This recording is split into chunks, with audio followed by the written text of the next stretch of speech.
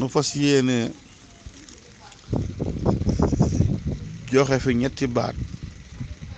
yi leen welakaan di defal te di ko ànd ak télévision ITV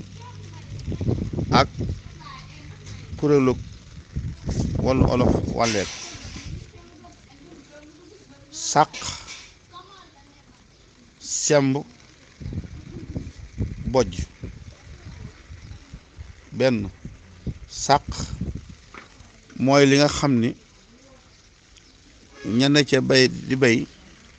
dañu wut ay bant samp ko wërale ko ba mel ni ab néeg ñu wut am ngeer di ko ca làkk di ko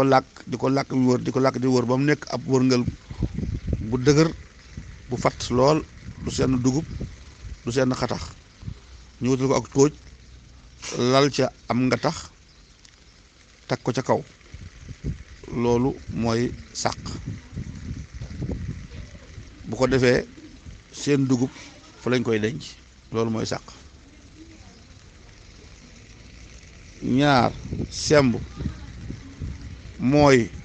dugub dañuy jële ci àll ba gannaaw bañ ko góobee ba noppi indi ko ci kër gi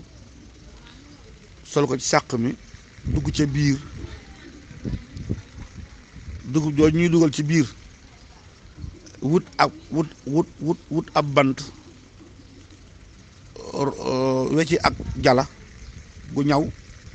wala ab daba xam ne weñ gu diis la tëggee koy tëgg mu ñaw lool ñu joggi ci kaw takkab dugub bi di ko fecc mu doon ay fecc yu sew loolu mooy semb bojj bu jigéen ñu soxlaa pepp ngir togg ci cere wala laax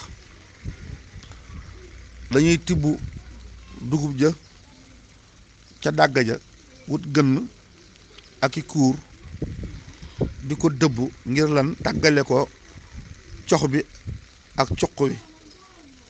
cuq yi bu dëbb bu nooyee mooy xatax suñ ko dëbbee daal di koy bees tàggale xatax bi ak pepp mi jël pepp mi indi ko ci kër gi gënn googu ñuy taaj sol ci dugub ji tiim ko di ko dëbb ak kuur loolu mooy bojj.